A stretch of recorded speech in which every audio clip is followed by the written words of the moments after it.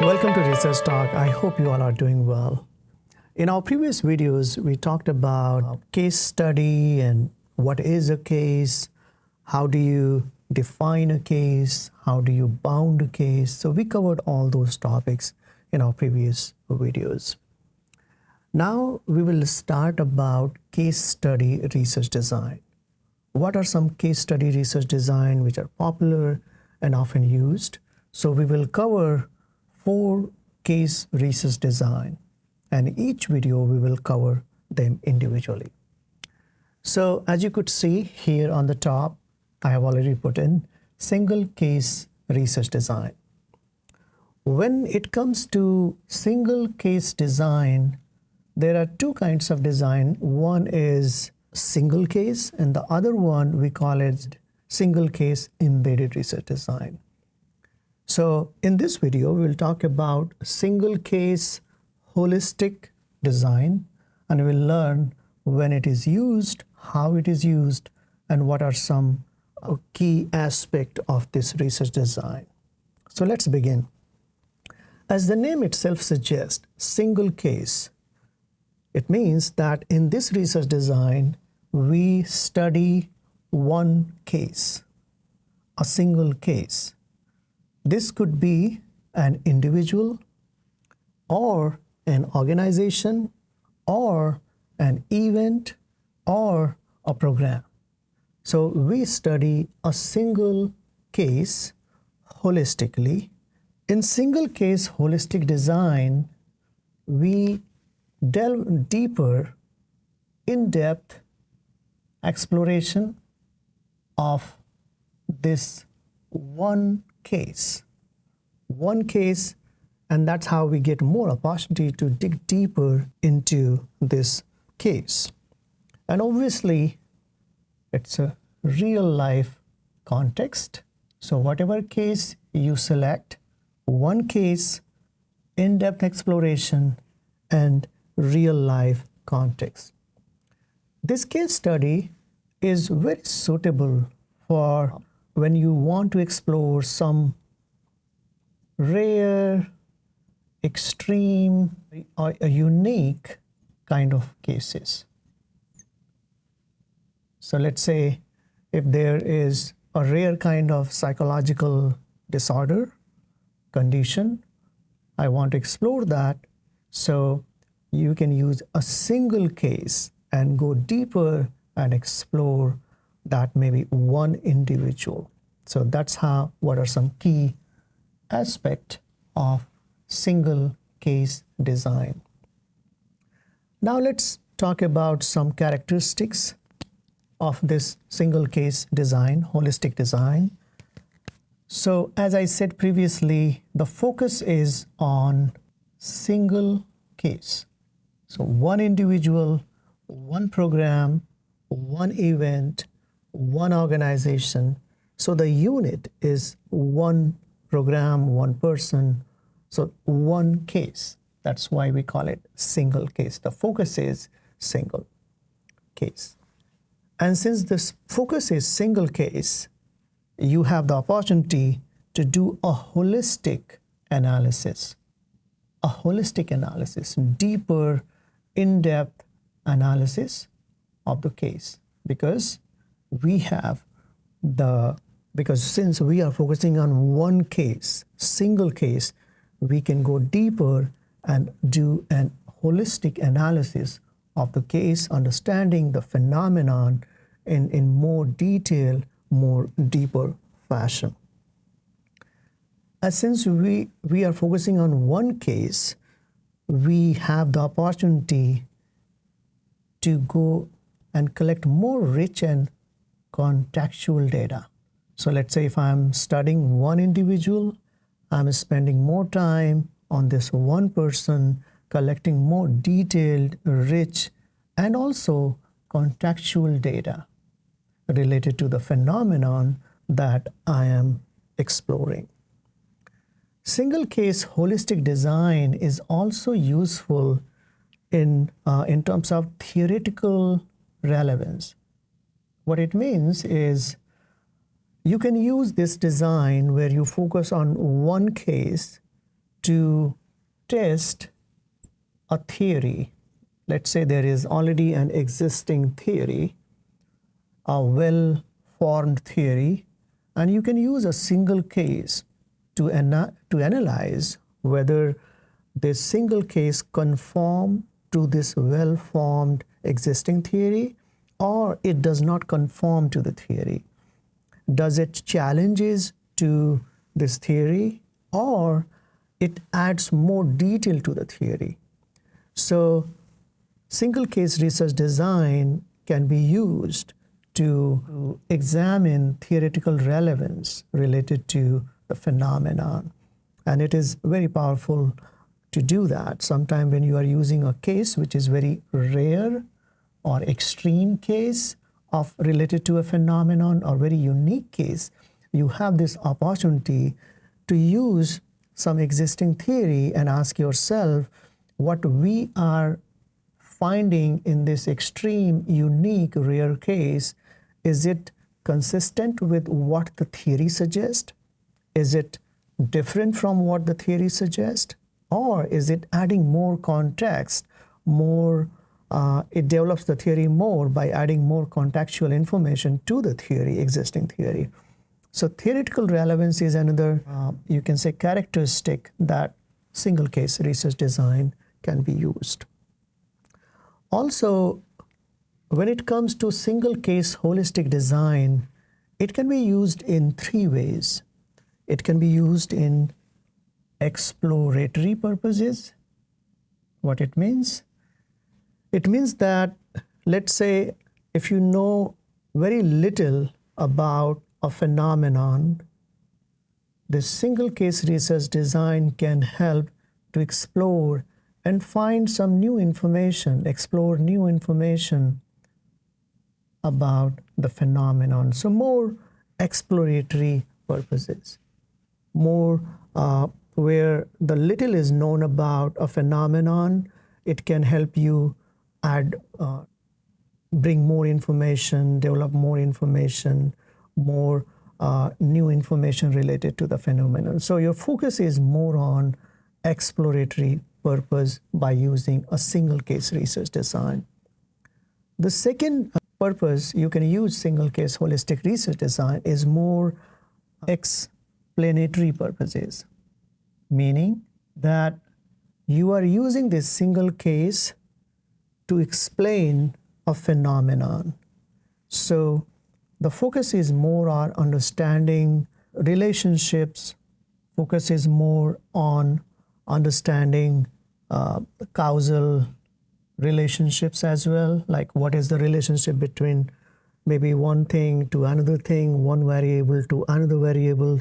So you're trying to explain the phenomenon through your case study, single case design, to explain the phenomenon, try to understand relationship between variables, why something is happening, how something is happening. So all these focus comes under explanatory purposes. So you can use single case research design, exploratory purpose, explanatory purposes, and also descriptive purposes. Descriptive purposes that you are using this case, single case, to provide a rich and detailed information about the phenomenon. So the focus is more on providing a detailed account of the phenomenon through your single case that you are studying. So in terms of focus, it could be descriptive, exploratory, or explanatory in nature. So when should I use single case holistic research design?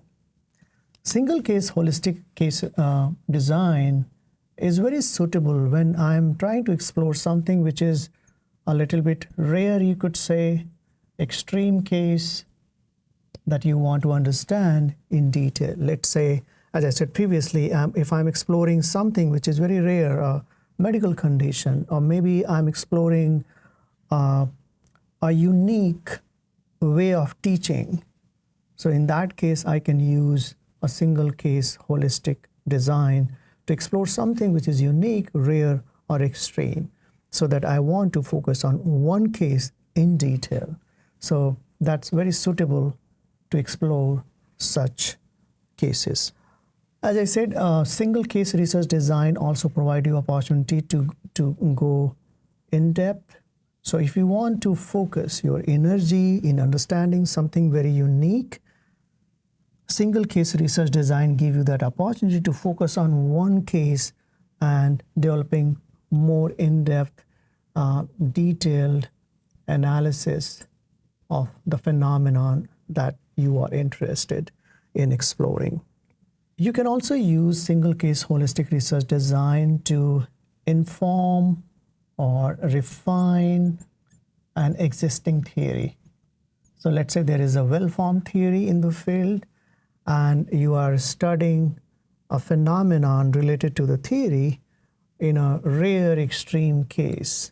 Now this case, based on the information, based on your findings, can inform some existing theory in the field. It can help refine the theory, and also, who knows, it can challenge the theory as well. So if you want to do that, then single case holistic research design is a suitable method. Since you are focused on single case, then it also helps you to focus your energy on collecting more contextual data. So you have a rich, detailed contextual data that further lead to understanding the phenomenon in its all complexity, in its all uniqueness. Further, finally, I would say that single case holistic research design is suitable if I'm doing some longitudinal studies. Longitudinal studies, as you know, they are like time specific. So let's say if I want to understand a particular phenomenon in, let's say, time 1, and then let's say after 6 months, I'm keep exploring this case, and then time 2, and then time 3. I can design a research where I'm observing the same single case at different time intervals. And since the person, the program, the event is same, and you are collecting more data at different time intervals, you get a more deeper contextual understanding of the phenomenon that you are investigating. So single case research designs are very useful when you are doing or planning a longitudinal study. Let's understand this single case research design with some examples. Let's say there is a person who developed extraordinary resilience, and I want to understand the dynamics. I want to understand how this person has developed this extraordinary resilience despite facing multiple traumatic events in his or her life. So here is an individual who has developed extraordinary level of resilience, and this person has gone through multiple traumatic events in his life. And I want to understand this case in very rich, detailed fashion.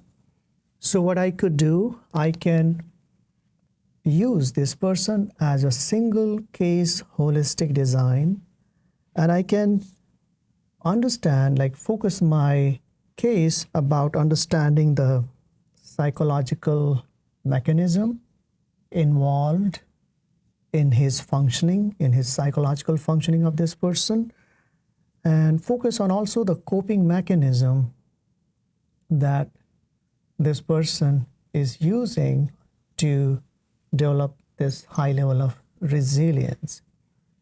So I can start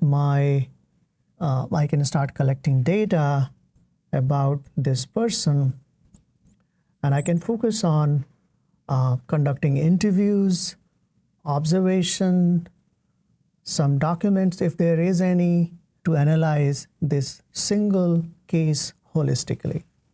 So I can focus on life history of the person, I can focus on how this person has psychological functioning.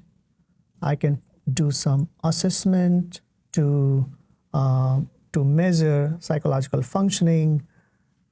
I can have life history.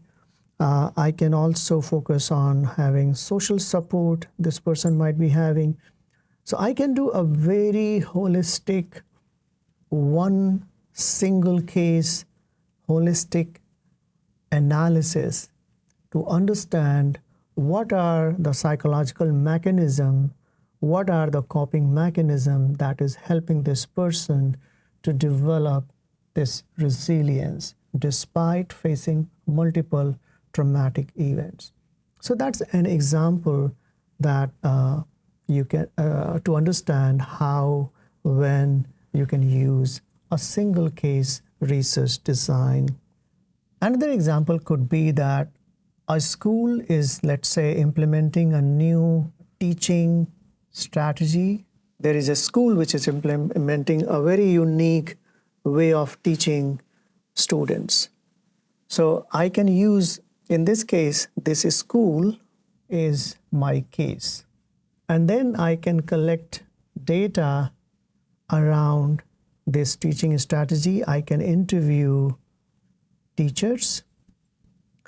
I can observe teachers while they are teaching using this unique teaching style. I can also interview students as well. And I can also observe a student. I can also collect some document-related data such as their academic performance. So I'm collecting these multiple data sets to analyze this single case, which is a school which is using a unique teaching strategy. So I hope these two examples would have given you more context about what is single case holistic research design, what are some key characteristics, and when it is suitable to use to develop a case design for your study. I'll see you in another video talking about another case research design. Thank you very much. See you soon.